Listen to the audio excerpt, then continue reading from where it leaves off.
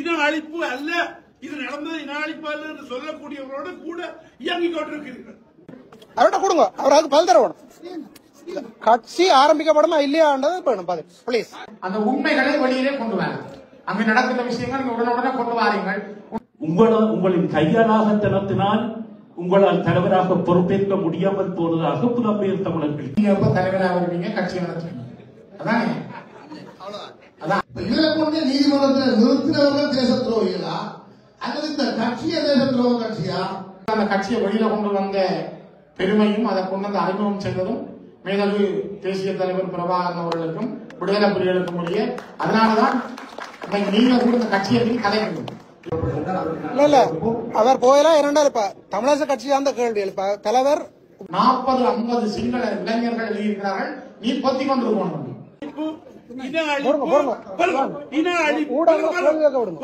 இன அழிப்பு என்பதை பற்றி உறவுகள் அனைவருக்குமே வணக்கம். இலங்கையினுடைய யாழ்ப்பாணம் கிளிநொச்சி மாவட்டத்தை பிரதிநிதித்துவப்படுத்தக்கூடிய பாராளுமன்ற உறுப்பினர், இலங்கை தமிழரசு கட்சியினுடைய பாராளுமன்ற உறுப்பினர் சிவஞானம் ஸ்ரீதரன் அவர்கள் கனடாவிற்கான பயணத்தை மேற்கொண்டு தற்பொழுது கனடாவில் இருக்கின்றார். அங்கே இடம்பெற்ற ஒரு நிகழ்வு ஒன்றிலே அவரை நோக்கி அங்கே வந்திருக்கக்கூடிய ஊடகவியலாளர்கள் மற்றும் அங்கே இருக்கக்கூடிய அவர்களுடைய கட்சி சார்ந்தவர்கள், ஆதரவாளர்கள், இல்லாட்டி நலம் விரும்பிகள் அவரை நோக்கி பல காரசாரமான கேள்விகளை அங்கே எழுப்பியிருந்தார்கள். எழுப்பப்பட்ட அந்த கேள்விகள் என்ன, அவற்றுக்கு அவர் வழங்கிய பதில்கள் என்ன என்பது தொடர்பாக தொடர்ந்து வர காணொலியூடாக நீங்கள் பார்க்கக்கூடிய மாதிரி இருக்கு. இந்த காலை பொழுது கனடா மண்ணிலே உங்களோடு சந்திக்கின்ற வாய்ப்பை தந்த இறைவனுக்கு முதல் நன்றிகள். நாங்கள் வந்ததன் நோக்கம் கனடா அரசாங்கத்தினுடைய ஒரு அழைப்பு கிடைத்திருந்தது. குறிப்பாக தமிழ் மக்கள் மீது மேற்கொள்ளப்பட்ட இன அழிப்பு தொடர்பில் தமிழ் மக்களுடைய மனித உரிமை மீறல்கள் தொடர்பில் தமிழ் மக்களுக்கு நடந்த போர்க்குற்றங்கள் தொடர்பில் மனித குலத்துக்கு எதிரான குற்றங்கள் தொடர்பில் தொடர்ந்தும் ஐக்கிய நாடுகள் மனித உரிமைகள் ஆணையத்தில் 2009ஆம் ஆண்டிலிருந்து தொடர்ச்சியாக வந்து கொண்டிருக்கின்ற அந்த பிரேரணை தொடர்பில் உங்களுடைய கடுமையான முயற்சிகள் காரணமாகவும் உங்களுடைய ஒத்துழைப்பு காரணமாகவும் என்னுடைய கோகண்ட்ரிஸ் நாடுகளில் இணை அனுசரணை நாடுகளில் ஒன்றாக இருக்கின்ற கனடாவினுடைய செயல்பாடுகள் முக்கியத்துவம் பெற்றிருக்கிறது. இன்னும் ஒரு நிகழ்ச்சி இல்ல அவர் போயெல்லாம் இரண்டாவது தமிழரசு கட்சி அந்த கேள்வி எழுப்ப தலைவர் உப பொருளாளர் முக்கிய பொறுப்பில் உள்ளாக்கள் பேஸ் பண்ணி தான் நான் ஒன்றும் ஊடகங்களுக்கு தேவை செய்து பதினாலு தந்துட்டு போகலாம். தலா ஒவ்வொரு கேள்வி பிளீஸ். செய்ய வேண்டிய வேலை எல்லாருக்கும் திருப்தியா அவர் பேசியிருக்கிறார் உண்மை. ஆனா நாங்கள் குழப்பம் இல்லை. ஊடகங்களுக்கு தலா ஒவ்வொரு கேள்வி எப்படி கட்டியமைக்கணும் எதிர்பார்த்து வந்திருக்கிறோம். இந்த நிலைமையில உங்களோட பதில் இப்ப அதை சொன்னீங்க. இன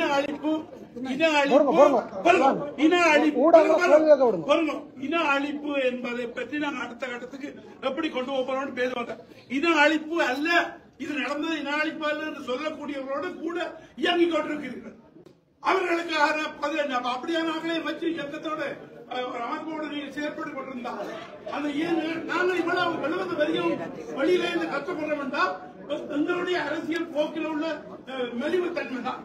நாங்க அதனால தயவு செய்து நீங்கள் எல்லாரையும் பேர் பண்ணுங்க. நாங்க ஒரு தரம் குழப்படி பண்ணுவோம். தயவு செய்து நாங்கவே பொறுப்பாற்றோம். எல்லாரும் ஊடகங்களுக்கு ஒரு கேள்வி சந்தர்ப்பம் கொடுங்க. அமைதியாக சில பேரை நான் கேட்கிறேன். எல்லோரும் அவர்கள் இங்கே நான் சொன்னது போல இங்கே தப்பித்து முயற்சி கிடையாது இருப்பார். உங்களுடைய எல்லா கேள்விகளுக்கும் பேசுறதும் பேச்சியை முடித்த பிறகு நாங்கள் பேசலாம் சொல்றோம். பேச்சியை முடித்த பிறகு எல்லோரும் அவர்கள் எல்லோரும் அவர்கள்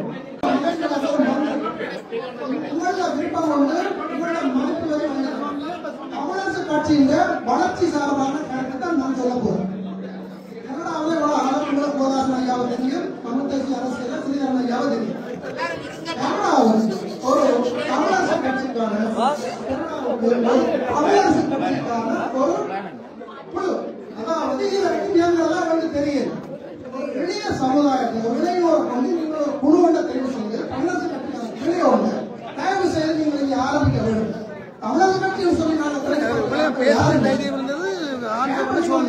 யாரு வேண்டிய கூட்டத்தில் இல்லை. ஆனா நீங்க 2 பேரும் முக்கியமாக வந்திருக்கீங்க. வந்திருக்காங்க. தயவு செய்து இதனால் அப்படி ஒன்று நீங்கள் ஆரம்பிக்க வேண்டும் என்றுதான் நான் கேட்டுக்கொள்வோம். இதற்கு உள்ள பிரச்சனைகளை விடுவோம்.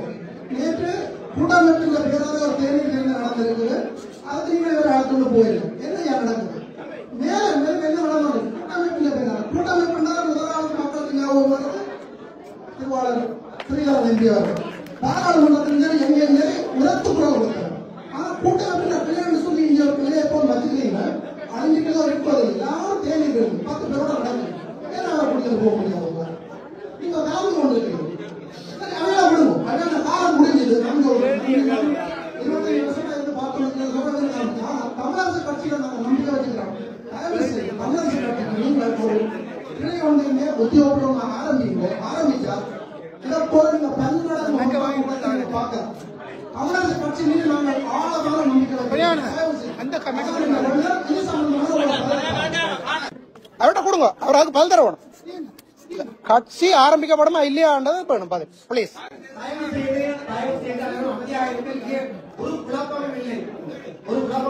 குழப்பம் இல்ல. இது வந்து கருத்து தான்.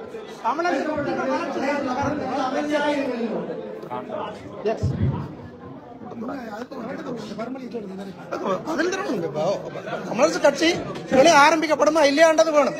இன்னொரு கூட்டத்துக்கு நாங்க வர வேணும் வேண்டாம்.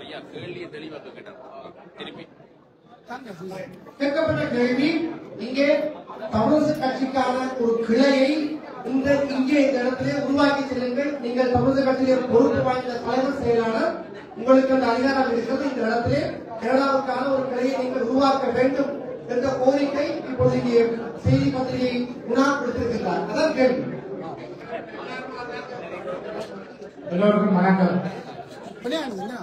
நான் தயவுசெய்து அமரன். நாங்கள் உங்களோட உள்ளாக்கள் தான், உங்களோட சகோதரர்கள், உங்களோட பிள்ளைகள். நாங்கள் உங்களோட நீங்கள் ஆரம்பிக்கிற கோபமா விரோதமா இல்லை. சில கோரிக்கை முன்வைக்கிறீர்கள்.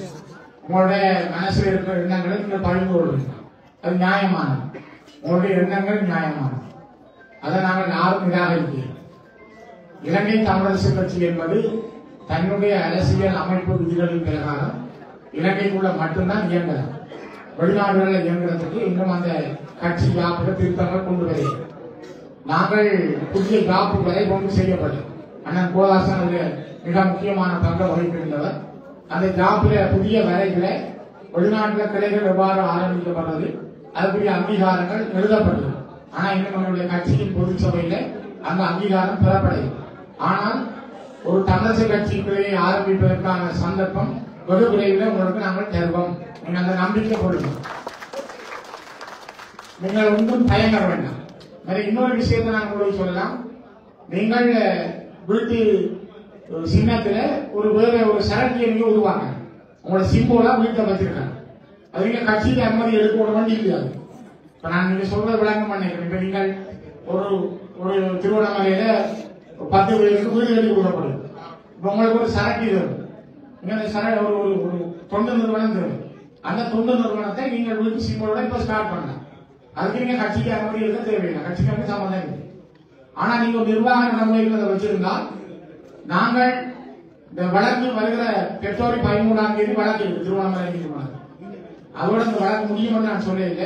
சில வேளைகள்ல அது இன்னும் 2 தினமோ 3 தினமோ ஆடி மாதம் வரை கூட போகலாம். எந்த வழக்க போட்டவர்களும் போடுவித்தவர்களும் இந்த வழக்க முடிவுக்கு கொண்டு வர மனைவியிலே போயிட்டு. ஆனால் அது நடந்தால் அந்த கட்சியினுடைய பொறுப்பு தலைவராக நானும் செயலாளராக அண்ணன் கோதாசன் தான் இருப்போம். உங்களுக்குரிய அந்த சந்தர்ப்பத்தை மீண்டும் நாங்கள் இங்கேயே தேடி வந்து அதை செய்திருப்போம் என்ற உறுதிமொழியை நான் தருவேன். அனைவருக்கும் வணக்கம். என்னுடைய பேர் திருவா பிள்ளை. என்னுடைய கேள்வி செய்யறதுன்னா 2009க்கு பிறகு நாங்கள் தலைமை எல்லாத்தையும் நடத்தி கொண்டிருக்கிறவர்களை 15 ஆண்டுகள் இந்த தமிழ் கட்சியை நம்பி நாங்கள் அரசியலாகிவிட்டோம். நீங்கள் எல்லாரோடும் மக்களுடன் நல்லா பழகுகின்றவர், எதை துணிச்சலாக பேசக்கூடியது. இது மக்களாளர்களுடைய கேள்வி நான் கேட்கின்றேன். 15 நாளாக நாங்கள் அரசியலாகிவிட்டோம். இதற்கு உங்களுடைய பார்வை. அண்ணன் கிருபாபுரி அவர்கள், நாங்கள் அரசியல் அனாத இல்லை. என்ன நாங்கள் அப்படி இருந்திருந்தால் நான் நினைக்கிறேன் இன்னைக்கு இந்த இடத்துல நீங்கள் வந்திருக்க மாட்டீங்க. நாங்கள் எல்லாருமே அரசியல் உரிமை உள்ள ஒரு சுதந்திரமான இனம். அந்த அரசியல் உரிமைகள் எங்களிடம் இன்றைக்கும் நீர்வூத்த நெருப்பாக எங்களுக்கு கலந்து கொண்டு இருக்கின்ற காரணத்தால் தான் அந்த ஒத்த கொள்கைகள் இருக்குது. ஆனா கொஞ்சம் ஆர்வம் உங்களோட கூட இருக்குது, எங்களோட குறையுது. அந்த ஆர்வ கோளாறு நாங்கள் சில விட கோபமா நடத்திக் கொள்வோம். ஆனால் எல்லார்ட்டையும் நாங்கள் ஒரு தெளிவான பார்வை வச்சிருக்கோம். 15 ஆண்டுகள் என்பது ஒரு பெரிய விடயமல்ல. சாதாரணமா நீங்கள் அயர்லாந்து 600 வருஷம் போராடி தான் அந்த இடத்துக்கு போயிருக்கோம்.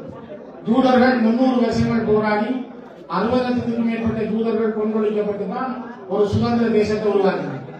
நாங்கள் 80 வருஷங்கள் தொடர்ந்து போராடினோம். ஆயுத போராட்டம் இன்னைக்கு 15 வருடங்களுக்கு முதல் மௌனிக்கப்பட்டிருக்கு. ஆனால் தொடர்ந்து 30 ஆண்டுகள் நாங்கள் ஆயுத போராட்டத்தில் உலகத்தின் கண்களை விரித்து பார்க்கக்கூடிய அளவுக்கு வச்சிருந்தாங்க. இன்னைக்கு அதுல தொடர்ச்சி தான் எங்களை தொடர்ந்தும் தக்க வைக்கும்.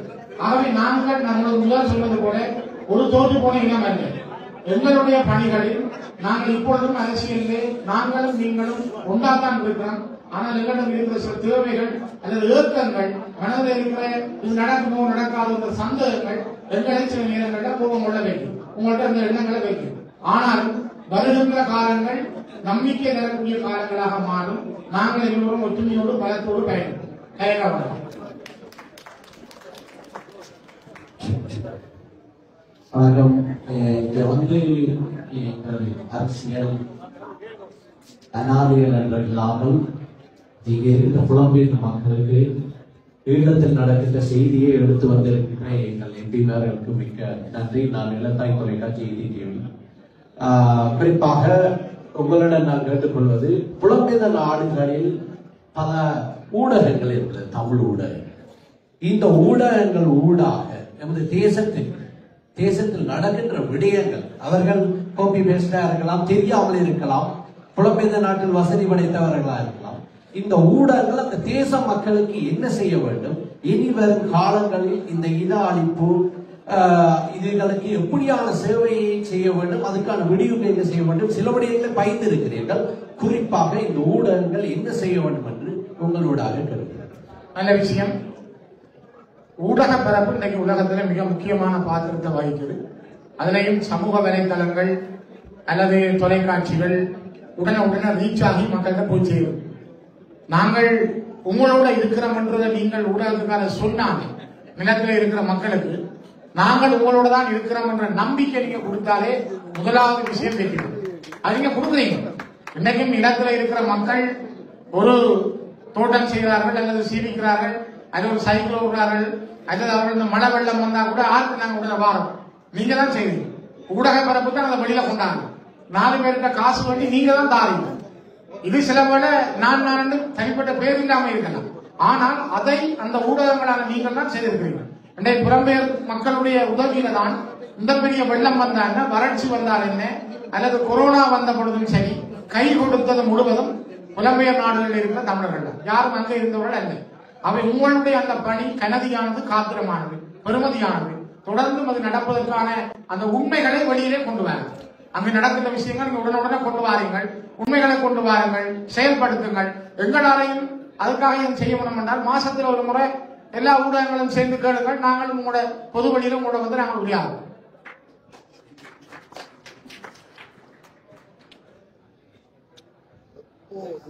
வணக்கம். ஈழமுரசு சார்பாக, பத்திரிகை சார்பாக ஒரு கேள்வியை முன்வைக்கலாம் என்று நினைக்கின்றேன். என்னவென்றால், உங்களுடைய பேச்சை அவதானித்த பொழுது நான் அநேகமாக உங்களுடைய உரையை அவதானிப்பவர். உண்மையாக குகதாசன் எங்களுடன் சேவையாற்றியவர். அண்ணன் அவர்கள் தேசிய விடுதலை போராட்டத்துக்கு என்றும் குரல் கொடுத்து கொண்டு வருபவர். அந்த வகையிலே எங்களது மண்ணிலே நான் யோசிப்பது என்னென்றால், கல்வதைந்து கட்டொரும்பான கதையாக இன்றைய நிலைமை இருக்கின்றது. நீங்கள் பேசும்பொழுது குறிப்பிட்டீர்கள், 30 வருட போராட்டத்திலே ஜேவிபி இவ்வளவு முன்னேற்றத்தை படிப்படியாக கொண்டு வந்தது என்றால், உங்களுக்குள் தமிழரசு கட்சிக்குள் சிக்கல்கள் இருந்தபடியினால் அதனை நீங்கள் செய்ய முடியாத இருந்தது ஒரு காரணமாக இருக்கலாம். ஆனால் தேசிய பட்டியலிலே இடம் பிடித்த சுமந்திரன் அவர்கள் அங்கு வந்து பிறகு 2 பாராளுமன்ற தொகுதிகளிலே இருக்கும் பொழுது நீங்கள் ஆதரவு கொடுத்திருக்கிறீர்கள். உள்ளுக்குள் இருந்து நீங்கள் ஆதரவு கொடுத்திருக்கிறீர்கள். ஏன் இதனை ஆரம்பத்திலே இருந்து இதை களை எடுக்க முடியாமல் போய் உங்களது தமிழரசு கட்சி வளர்ச்சியில் தான் நீங்கள் ஒற்றுமையில் தான் மக்களது ஒற்றுமையும் தங்கி இருக்கின்றது. இன்றும் அவர் கொழும்புக்கு ஒரு பிரதமர் கொழும்பிலே அவருக்கான ஒரு அங்கீகாரத்தை கொடுத்திருக்கிறீர்கள். உங்களுக்கு எதிராக வழக்கை போட்டிருக்கின்றார். இப்படியான நிலை இருக்கும் பொழுது நீங்கள் உங்களுக்குள் இந்த ஒற்றுமையை கட்டி வளர்த்து ஒரு இப்பொழுது தேசிய கூட்டமைப்பட்டு இருந்த அமைப்பு தமிழரசு கட்சியாக இன்று வந்திருக்கிறீர்கள். எனவே அந்த தமிழரசு கட்சியில் அந்த வழக்கை போட்டவர் அவர். அதிலே இருந்து நீங்கள் மீள வேண்டும், இதிலே கட்டி அமைக்க வேண்டும், இந்த ஒற்றுமையை கொண்டு வர வேண்டும். அதற்கான உங்களது அபிப்பிராயங்கள், உங்களது அந்த ஒற்றுமை எவ்வாறு தங்கியிருக்கின்றது என்பதை எனது கேள்வியாக இருக்கின்றது. அந்த சுருக்கமான கேள்வி, நீங்க எப்ப தலைவராக இருப்பீங்க, கட்சி நடத்துவீங்க, அதானே? அதான் அந்த கேள்வி.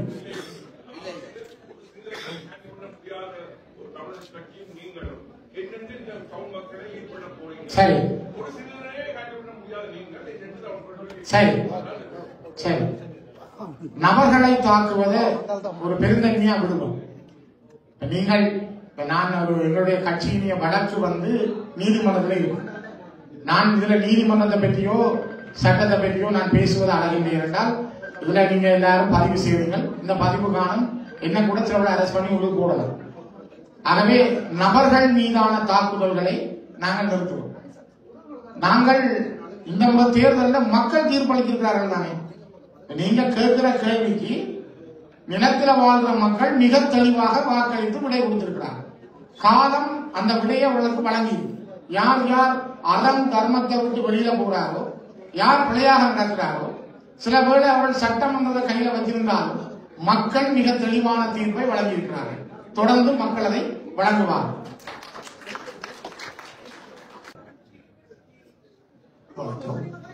பல கேள்விகள் இருந்தாலும் அவை எல்லாவற்றையும் தள்ளி வைத்து உங்களிடம் ஒரே ஒரு கேள்வி, உங்கள் பேச்சிலிருந்தே இருக்கிறது. சமஸ்தி என்பது இல்லாமல் போகலாம் என்று சந்தேகம் உங்கள் பேச்சில் காணப்பட்டது. ஆனால் அன்றைய காலகட்டத்தில் இராணுவம் வடகிழக்கிலிருந்து வெளியேற வேண்டும் என்பதை அன்றைய அமைச்சராக இருந்த மிலிந்தவர்கள் சிங்கள கிராமங்களுக்கு சென்று சின்ன சின்ன கூட்டங்கள் நடத்தி விளங்கப்படுத்தினார் சிங்கள மக்கள். மேல்முறையீட்டு நீதிமன்றம் சமஸ்தி என்பது பிரிவினை போல் அல்ல என்று தீர்ப்பு வழங்கிய போது இதுவரை நாங்கள் எதுவும் சிங்கள மக்களுக்கு சேர்க்கவில்லை. அதை ஒரு கூட்டத்தில் விக்னேஸ்வரன் ஐயா அவர்கள் சொன்ன போது என்னொரு வழக்கு போட்டு தீர்ப்பு எடுத்தவர் சொன்னார், அவர் தவால்காரராக வேலை செய்கிறார். ஆனால் இன்று வரை நமது தமிழ் கட்சிகள் சிங்கள மக்களிடம் சமஸ்தி என்பது பிரிவினை அல்ல என்ற வாதத்தை கொண்டு சேர்க்கவில்லை. அந்த மக்களிடம் உள்ள பயத்தை நீக்குவதற்கு எதிர்காலத்தில் நீங்களாவது முன்வருவீர்களா? சிறிய சிறிய பாக்கெட் மீட்டிங், சின்ன சின்ன குழுக்களாக கிராமப்புற மீட்டிங்கள் எடுத்து அந்த சிங்கள மக்களிடம் உள்ள அச்சத்தை நீக்கினால் சமஸ்தி என்பதற்கு சந்தர்ப்பம் வழங்கலாம். உங்கள் பார்வை என்ன? நீங்கள் என்கிட்ட கேட்ட இதே கேள்வியை இந்த பாராளுமன்ற தேர்தல் நடக்கிற பொழுது பிபிசி தமிழ் இளைஞர்களிடம் கேட்டது. நீங்க பார்த்திருப்பீங்க நினைக்கிறேன். பிபிசி ஒரு கருத்து கணிப்பு ஒன்று செய்திருந்தார்கள். சமஸ்தி என்றா என்னென்று இளைஞர்களிடம் கேட்ட பொழுது கையை விரித்து விட்டார். தேசியம் என்றா என்னென்று கேட்ட பொழுது சிலர் தெரியாது சொன்னார். இது தமிழ் மக்களிடமும் தமிழ் இளைஞர்களிடமும் கொண்டு செல்லப்பட வேண்டும். நீங்க சொல்றது சரி. சிங்கள இளைஞர்களிடம் அல்ல சிங்கள மக்களிடம் கொண்டு செல்வது என்பது மிகவும் ஒரு நீண்ட பயணம். உதாரணத்துக்கு 2005ஆம் ஆண்டு கிளிநொச்சியில தமிழ் செல்வனைய எல்லாரும் கேள்வி கேட்கலாம் என்ற ஒரு சக்தி டிவியில உரையாடல் நடந்தது. பின்ன அதுல நான் ஒரு கேள்வியை கேட்டிருந்தேன். தமிழீழ விடுதலை புலிகளாக சிங்கள மக்களிடம் எங்களுடைய போராட்டத்தின் உண்மைகளை கொண்டு செல்வதற்கு இயக்கமாக இன்றைக்கு இருக்கிற நிலையில நீங்கள் என்ன முயற்சிகளை மேற்கொள்வீர்கள், அதுக்கான வழி என்ன இருக்கு? நீங்க போனா இப்ப யூடியூப்ல பார்க்கலாம். நான் கேட்கிற கேள்வியும் தமிழ் செல்வனை அதுக்கு சொல்ற பதில் எனக்கு திரும்ப அதை பார்த்தீங்கன்னா அதை விட மோசமான காலகட்டத்தில் நாங்கள் இருக்கிறோம். ஆனாலும் இன்றைக்கு நீங்க ஐயா கேட்கிற இன்றைக்கு களம் சிங்கள இளைஞர்களிடம், சிங்கள யுவதிகளிடம், சிங்கள மக்களிடம் ஒரு மாற்றம் ஏற்படுது. அது சாதகமா வருமா பாதகமா வருமா என்பதல்ல. ஏனென்றா ஒரு பொறிதான் டக்குனு இனவாதத்தை தூண்டி விடுவது. ஆனாலும் இந்த நாட்டில முன்னேற்றம் பெற வேணும், இந்த நாடு மாற வேணும் என்பதை சிங்கள இளைஞர்கள் சிந்திக்க தலைப்படுத்துகிறார். அண்மையில கற்கோவளத்தில் ஒரு ராணுவ முகாமை விடுவித்தது. ஜனாதிபதியால விடுவித்தார்.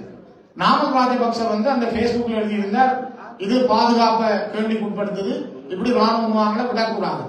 ஆனா அதுக்கு நீங்க பாத்தீங்கன்னா கிட்டத்தட்ட 40-50 சிங்கள இளைஞர்கள் எழுதியிருக்கிறார்கள், நீ பொத்தி கொண்டு போகணும். அதே அப்படியே சண்டே லீடரோ நான் நினைக்கிறேன் டெய்லி நியூஸ் பத்திரிகை அவ்வளோத்தையும் அப்படியே பத்திரிகையிலே போட்டு அந்த சிங்களத்துல வந்த உரையாடலை பிரிண்ட் எடுத்து பத்திரிகையிலே போட்டிருக்காங்க. எவ்வளவுக்கு மாற்றம் சிங்கள இளைஞர்கள் இருக்காங்க.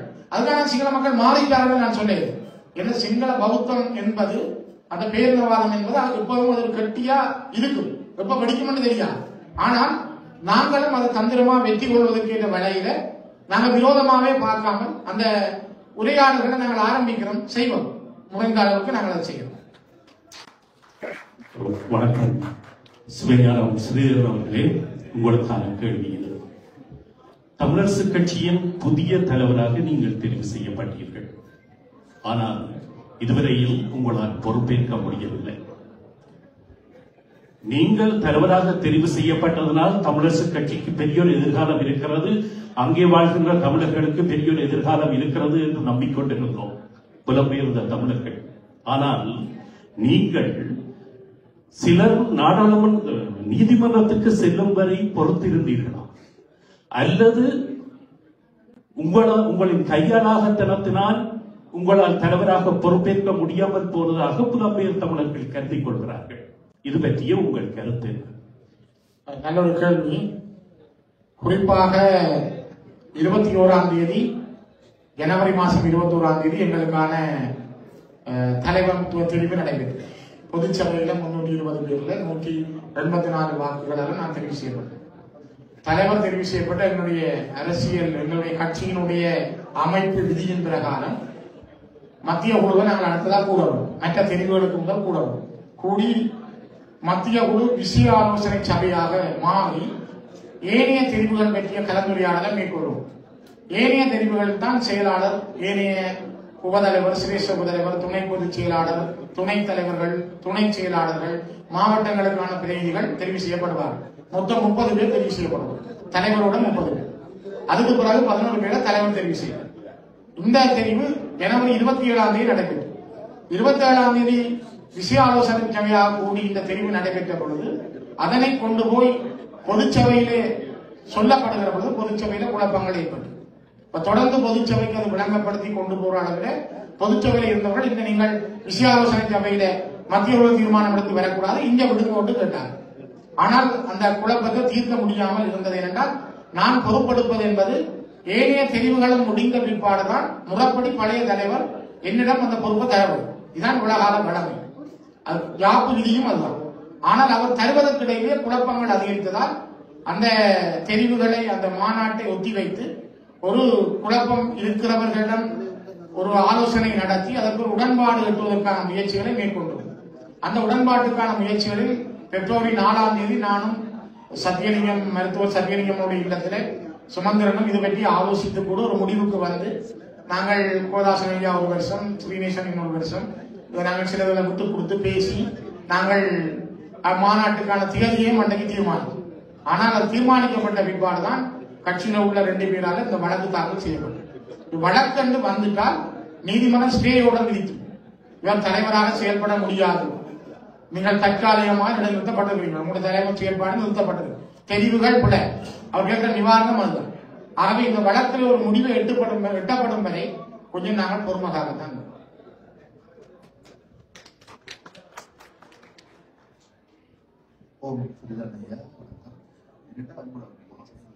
தேசிய பட்டியல் மாவட்டத்தில் 4033 ஓட்டு தான் எடுத்தாங்க. 3 லட்சத்துக்கு மேற்பட்ட சிறந்த ஓட்ட மாவட்டத்தில் 4000 ஓட்டு எடுக்கிறார்கள். சென்ற வருடம் எங்களுக்கு தேசிய பட்டியல் சென்ற வருடம் கிடைத்த பொழுது நாங்கள் அம்பாறை மாவட்டத்திலே எங்களுக்கான பாராளுமன்ற உறுப்பினர் கிடைக்கவில்லை என்பதற்காக கலையரசனுக்கு அந்த சந்தர்ப்பம் வழங்கப்பட்டது. இம்முறை ஒரு தேசிய பட்டியல் கிடைத்தது. நான் அந்த பொலிட்பீரோ கட்சியோட உயர்மட்ட குழுவிலே நாங்கள் கூடி கதைத்திருந்தோம். நானும் ஒரு ஆள். சில கூடி கதைத்த விஷயங்கள் சிலதை நான் வெளிப்படையாக பேச முடியாது, வேணுமென்னா தனியாக அந்த விஷயத்தை சொல்லலாம். என்ன சிலது நாங்கள் கட்சி ரீதியான கூட்டத்தில் எடுக்கப்படுற முடிவுகள் நடவடிக்கைகளை நாங்கள் வெளியில சொல்லுவது ஒரு தலைமைத்துவ அழகல்ல. ஆனால் கடந்த நீங்க கிட்டத்தட்ட 54 வருஷங்களாக வவுனியா மாவட்டத்தில் இலங்கை தமிழரசு கட்சிக்கு ஒரு பாராளுமன்ற உறுப்பினர் இருக்கு. நீங்க அதை வடிவ வரலாற்றை பாத்தீங்கன்னா இருக்கல. மன்னார்ல இருந்திருக்கு, முல்லைத்தீவுல இருந்திருக்கு, ஆனால் வவுனியால இருக்கு. மருத்துவர் சத்தியலிங்கம் ஏற்கனவே 19,000 இருப்பு வாக்குகள் பெற்று மாகாண சபையில் அமைச்சராக இருந்தவர். இந்த தேர்தலில் அவர் தோல்வியை கண்டிருந்தாலும் தோல்வி கண்டவருக்கு கொடுக்கக்கூடாத விதிமுறையும் இல்லை. ஆனால் வவுனியாவுக்கான ஒரு சந்தர்ப்பமாக அது வழங்கப்பட்டது. நாங்கள் உயர்மட்ட குழுவிலே ஆலோசித்திருந்தோம், ஒரு போட்டியிட்ட பெண்கள் ஒருவருக்கு வழங்கலாமா என்று, அல்லது அதனை பங்கிட்டுக் கொள்ளலாம் என்று. முதற்கட்டமாக ஒரு தெளிவாக சத்தியலிங்கம் அவர்களுடைய அந்த தேவை உணரப்பட்டு அவருக்கு வழங்கப்பட்டது. அதிலே பல்வேறுபட்ட காரணங்கள், குறிப்பாக தொடர்ந்து 54 வருஷங்கள் வவுனியாவில் ஒரு தமிழரசு கட்சி பாராளுமன்ற உறுப்பினர் இல்லாத காரணத்தால் அது வழங்கப்பட்டது.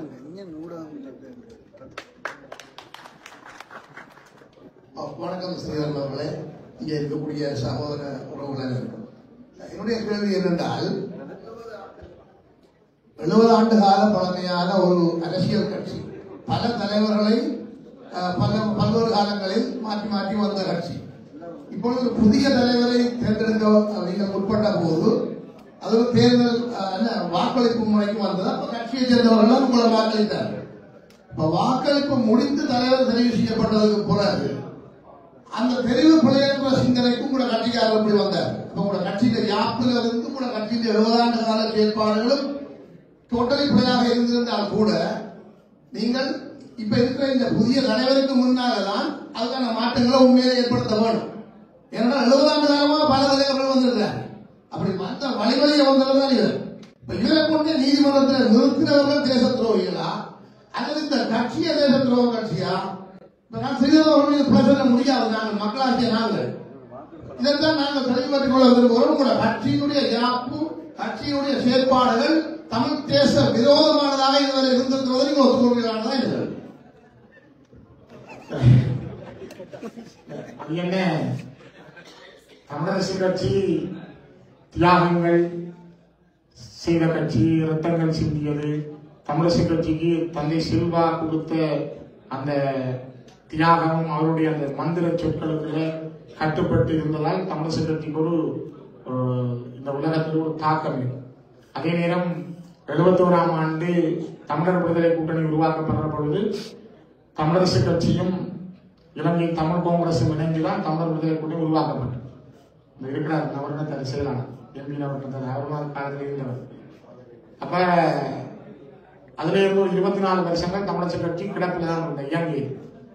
2004ஆம் ஆண்டுல சங்கரி ஐயாவுக்கும் விடுதலை புலிகளுக்கும் இடையே ஏற்பட்ட கருத்தியல் ரீதியான வேறுபாடுகள், அந்த கட்சி ஒரு வழக்குக்கு போன பொழுது அதுக்கு ஸ்டேயோட இருந்து அந்த கட்சி இயங்க முடியாது.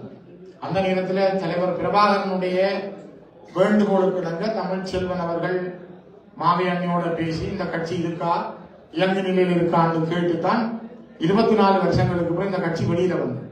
24 வருஷங்கள் இயங்காமலே இருந்தது. 80 வருஷம் வரலாறு இருக்கு, 75 வருஷம் வரலாறு இருக்கு. ஆனால் 24 வருஷம் இயங்கியது. அதுக்கு பிறகு அந்த கட்சியை வெளியில கொண்டு வந்த பெருமையும் அதை கொண்டு வந்து அறிமுகம் செய்ததும் மேலகு தேசிய தலைவர் பிரபாகரன் அவர்களுக்கும் விடுதலை புலிகளுக்கும் உரிய. அதனாலதான் நீங்க கூட இந்த கட்சியை கலைக்கணும், இல்லைன்னா நீங்க தூக்கி எறிஞ்சிட்டு போயிருக்கீங்க. அந்த நேரத்துல கூட்டமைப்புல காங்கிரஸ் இருந்தது, தெலோ இருந்தது, இபிஆர் இருந்தது, பிளட் இருக்கு. அதுல ஒரு கட்சிக்குள்ள கேளுங்கன்னு தலைவர் சொல்லி இயங்காமல் இருந்த தமிழரசு கட்சியை வெளியில கொண்டு வந்து இந்த கட்சியில சின்னத்துல நீங்க எல்லாரும் கேளுங்கன்னு சொன்னதுக்கு காரணம் தந்தை செல்வா கொடுத்த தேசிய சிந்தனையும் தமிழகத்தின் தேசிய தந்தையாக அடையாளப்படுத்தப்பட்ட தந்தை செல்வாவால் வசீகரிக்கப்பட்ட மனிதர்களில் தலைவர் பிரபாகரனும் ஒருவராக இருந்த காரணத்தால் அந்த முடிவு எடுக்கப்பட்டது என்று நான் நினைக்கிறேன். ஆகவே தமிழரசு கட்சிக்கு ஒரு பாரம்பரியமும் வரலாறும் தாக்கமும் கனதியும் இருக்கு. அவ்வாறான தமிழரசு கட்சியில ஜாப்புல ஓட்டைகள் இருக்காங்க, நான் ஏற்றுக்கொள்றேன். ஒரு பாராளுமன்ற தேர்தலில் நீங்க வந்து உங்களோட இங்கத்தை உரிமைகளை, இங்க வாழ்ந்த உரிமைகளை நீங்க நிராகரிச்சுட்டு வந்து நாளைக்கு தேர்தல் கேட்க போறீங்கன்னா நீங்க அங்க தவிர இருக்க மாட்டீங்க. நீங்க கேட்கலாம். எங்கட கட்சியில ஜாப்ல சொல்லப்படுது, நான் எல்லாருக்கும் சொல்றேன், எங்கட கட்சியின் ஜாப்ல ஒரு தேர்தல் கேட்கிற ஒரு ஊராட்சி மன்றத்திலேயோ மாகாண சபையிலேயோ பாராளுமன்றத்திலேயோ தேர்தல் இருக்கிற ஒருவர் கட்சியினுடைய அங்கத்தவராக இருக்க வேணும் என்ற விதி எதுவும் இல்லை. நம்மள பாராளுமன்ற தேர்தல் கேட்ட சில பேர் கட்சியினுடைய அங்கத்தவரை இருக்கேன். ஆனா அவர்கள் கேட்டார்கள். உங்களுக்கு தெரியும், பிஎஸ்ஐ அம்பாதால கேட்டவர் அவரை கட்சியில் அங்கத்தவரை சேர்க்கல. நான் அவரை மாவி என்ன 10 பேரை போறதுக்கு ஆக்கள் இல்லை. அந்த நேரம் அம்பாதால கேட்க ஒரு நேரம் முன்வரையில் பிஎஸ்ஐ நான் பாருன்னு வந்தார். பிஎஸ்ஐ போட்டார். அவரை மக்கள் வெளில வச்சுட்டாங்க.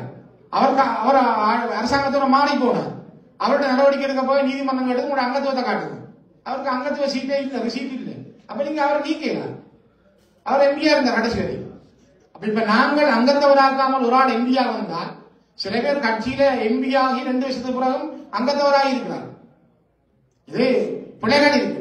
நீங்க யாப்பு படிவா இணையதளங்கள்ல இருக்கிற யாப்பு படிச்சு பாத்தீங்கன்னா நிறைய வழக்கு போடுறதுக்கு இருக்கிற உரிமை, ஆனா ஒரு கட்சியை முன்னேற்றி கொண்டு போறதுக்கு பயங்கர தடையா இருக்கு. ஆகவே கட்சியில இருக்கிற திருத்தங்கள் செய்யப்படும், புதிய யாப்பு வரையப்படும். அதுக்கு சில தடைகள் இருந்ததால இந்த மாற்றங்கள் வந்தால செய்யப்படவில்லை.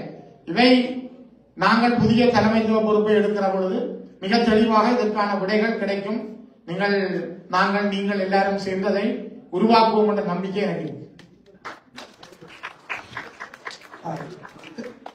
இதோடு நாங்கள் நிகழ்ச்சியை நிறைவு செய்ய போகின்றோம். அல்ல ஒன்று, காலையில வருகிற போது நான் கேட்டேன், இங்கே சில வேளையில் காராசாரமான சிக்கான கேள்விகள் எல்லாம் பெருமை என்ன செய்கிறது என்று. அது எந்த கேள்வியா நான் கூட சொல்லுவேன். எந்த கேள்வியா இருந்தாலும் கேட்கிறேன். நான் கூட சொல்ல நான் தேராதான் அந்த வினாக்களுக்கு முகம் கொடுக்கிறேன். எந்த வினாவுக்கும் கேள்விக்கும் விலத்தி கொடுக்கின்ற தன்மையே கிடையாது. ஆனால் நேர சுருக்கம் கருதி நாங்கள் நிகழ்ச்சியை இந்த பொழுதில் நிறைவு செய்கின்றோம். ஆனால் இங்கே சற்று நேரம் இருப்பார்கள், பேசுகின்றவர்கள் அவரோடு பேசலாம். சில வேளைகளில் சில பேர். ஸ்ரீதரன் அவர்களுக்கு வணக்கம். முதலில் வருகை தந்து பல்வேறு விடயங்களுக்கு உங்களுடைய விடயங்களை தெளிவாக கூடியமைக்கு நன்றிகளை கூறிக்கொள்கின்ற அதே நேரத்தில் இறுதியாக வந்த அவருடைய அந்த கேள்வியொட்டிதான் என்னுடைய கேள்வியும் இருக்கின்றது. பொதுவாக கடந்த பாராளுமன்ற தேர்தல் இடம்பெற்றது. அந்த பாராளுமன்ற தேர்தலின் போது எங்களுக்கே தெரியாது, அதாவது கட்சிக்கே தெரியாது கட்சியினுடைய தலைவராக யார் இருக்கின்றார் என்கின்ற ஒரு விடயம். அது மட்டும் இல்லாமல் அந்த நேரத்தில் தேர்தலினுடைய விஞ்ஞாபனம் வெளியிடப்பட்டது. அந்த விஞ்ஞாபன வெளியீட்டில் தலைவர் இல்லை, அந்த கட்சியினுடைய தலைவர் அந்த விஞ்ஞாபனத்தை வெளியிடவில்லை.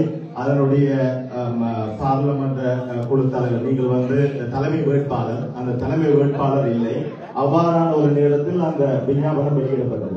இன்னும் ஒரு 4 மாதம் இருக்கின்றது. வருகின்ற புத்தாண்டு, தமிழ் புத்தாண்டுக்கு முன்பதாக இந்த உள்ளூராட்சி தேர்தலை நடத்த போகின்றார் என்று சொல்லுகின்றார்கள்.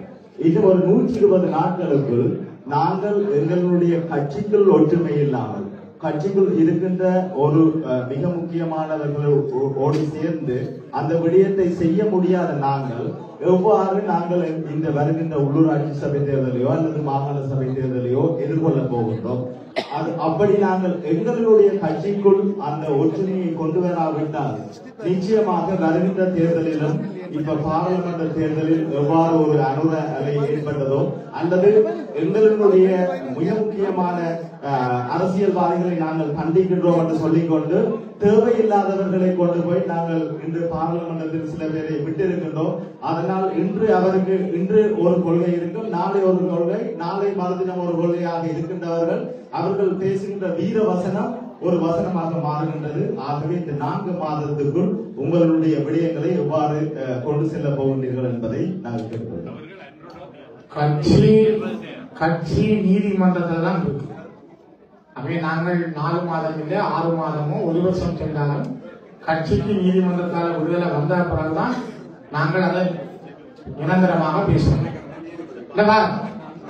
பாராளுமன்ற தேர்தலும் 1 வருஷமா கட்சி நீதிமன்றத்தில் இருக்கும் பொழுதுதான் 7 ஆசனங்களை பெற்று 8வது தேசிய பட்டியலையும் பெற்று அது கட்சியை பாதிக்கிறார். வழக்கில் இருக்கிறது இன்னொன்று இருக்குது, நடக்கிற விஷயம் நடந்தது. மற்றது ஒரு பொது கொள்கையின் அடிப்படையில் தான் நாங்கள் தேர்தலை சந்திக்கலாம், கூட்டாக சந்திக்கிறோம். அதுல இருந்து நாங்கள் விலகி போகவும் கூடாது. அது மக்களுடைய இலக்கு நோக்கியதாக இருக்க வேண்டும். நபர்கள் மட்டுமல்ல, கட்சிக்குள்ள இருக்கிற நீங்கள் இருக்கிற 4 மாதத்துக்கு சரிவிடுமா 4 மாதம் நீதிமன்றம் தான்.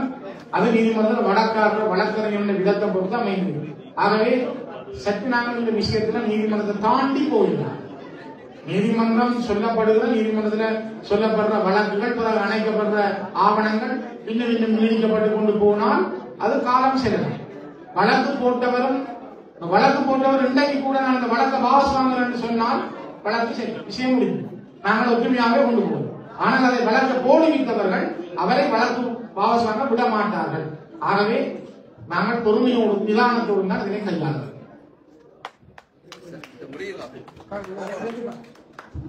அனைவருக்கும் நன்றி.